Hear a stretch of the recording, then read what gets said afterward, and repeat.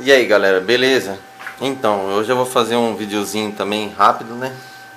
Que é uns videozinhos sempre rápido que eu faço. Que é uma coisa que demorou muito pra mim conseguir arrumar.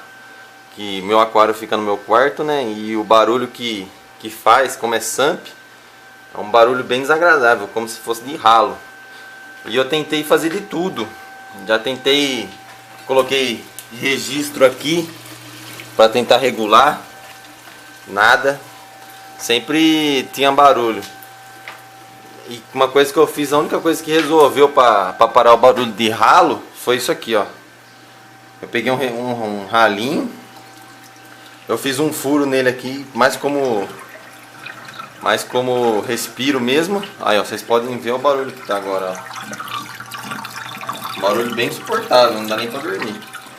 E o que eu fiz foi isso aqui, ó. Peguei duas billballs, aquelas billballs que vendem. Eu amarrei com uma linha de pesca e amarrei duas billballs.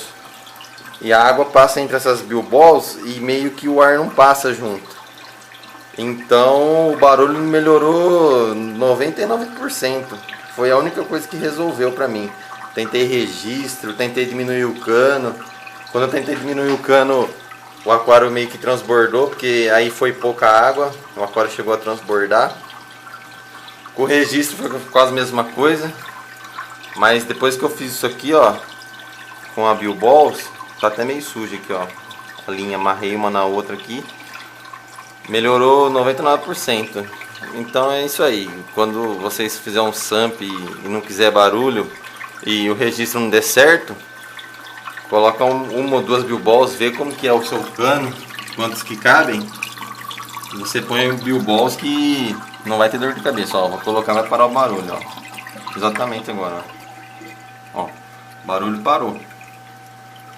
Agora tá sem barulho nenhum. É isso aí, pessoal, espero que vocês tenham gostado, espero que eu tenha te ajudado vocês.